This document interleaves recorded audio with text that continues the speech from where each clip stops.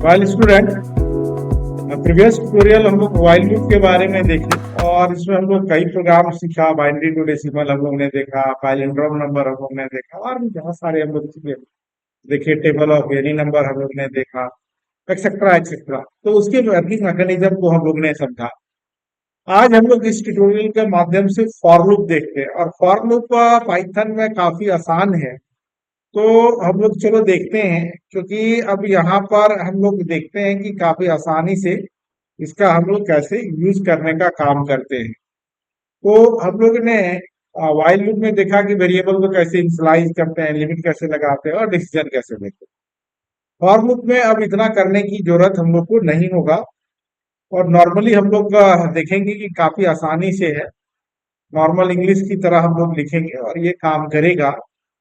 वो और प्रोग्राम काफी अब छोटा छोटा होने वाला है। तो चलो हम लोग एक प्रोग्राम में हम लोग कई एक या दो प्रोग्राम देख लेंगे फॉर लूप में। तो चलो बच्चों, हम लोग देखते हैं 1 to 10 कैसे हम लोग फॉर लूप के थ्रू प्रिंट करने का काम करते हैं।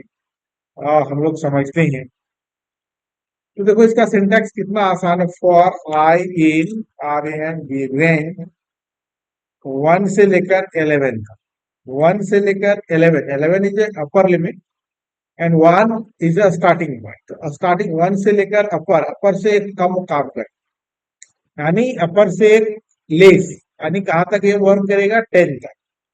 और सिंपली हम लोग यहाँ पर आई को प्रिंट करने का काम करेंगे। अब इसको हम लोग अपना फोल्डर में सेव कर लेते हैं P24 के नाम से। हो गया प्रोग्राम, बस 1 से लेकर 10 तक ये प्रिंट कर दिया। आसानी से कर दिया कि नहीं कर दिया, इतना आसान है। ये हम लोग ने देखा। अब ये अपर लिमिट हम लोग बता रहे थे, ये 10 तक है। हम लोग काम करेगा और 11 हम लोग लिखते हैं एक तक।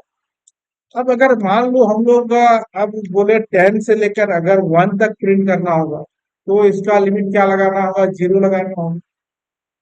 तो अब यहाँ पर चलो हम लोग देखते हैं क्या ये काम करता है। कुछ भी ये काम नहीं किया। ठीक है, इतना आसान है। इसमें कोई भी काम नहीं किया। तो अब क्या करना होगा, तो अब यहाँ पर स्टेप्स देना होगा -1, यानी अब लोग नीचे क्रम में, नीचे की ओर नेगेटिव के फॉर्म में हम लोग को वर्क करना होगा। तो देखो ये 10 to 1 प्रिंट करने का काम किया।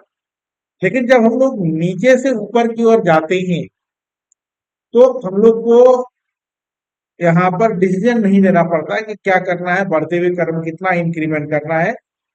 और जब हम लोग ऊपर से नीचे की ओर आते हैं, तो हम लोग को डिक्रीमेंट देना पड़ता है कि हम लोग को डिक्रीमेंट कितना करना है।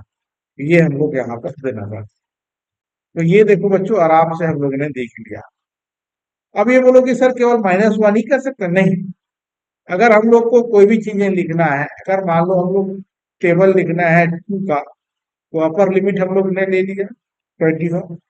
तो अब ये देखो हम लोग कर दिए, तो सब प्रिंट कर दिया, 2 3 4 5 6 7। तो ये तो नहीं हुआ। हम लोग चाहते हैं क्या हो जाए, दो दो का इंक्रीज हो जाए। तब यहाँ पर हम लोग लिखेंगे 2। तो अब ये देखो 2 4 6 8 10 12। तो ये दो दो को अभी इंक्रीज करने के फॉर्म में हम लोग लिखते चले गए। तो इस तरह हम लोग ने देखा कि फॉर लूप का कैसे हम लोग यूज करते हैं, ये हम लोग समझे। और हम लोग ने देखा काफी आसान है, एक लाइन का प्रोग्राम है बेसिकली कहूँ तो। ये सबसे आसान तरीका है सीखने के लिए पाइथन में। हम लोग यहाँ पर फॉर लूप को। और बच्चों, अधिक जानकारी के लिए हमारे चैनल को सब्सक्राइब करो, वीडियो को लाइक करो और हमारे चैनल को विजिट करो। और अगर आप यूट्यूब से देख रहे हैं, तो हमारे चैनल को सब्सक्राइब करो ताकि और भी वीडियो मिलता रहे।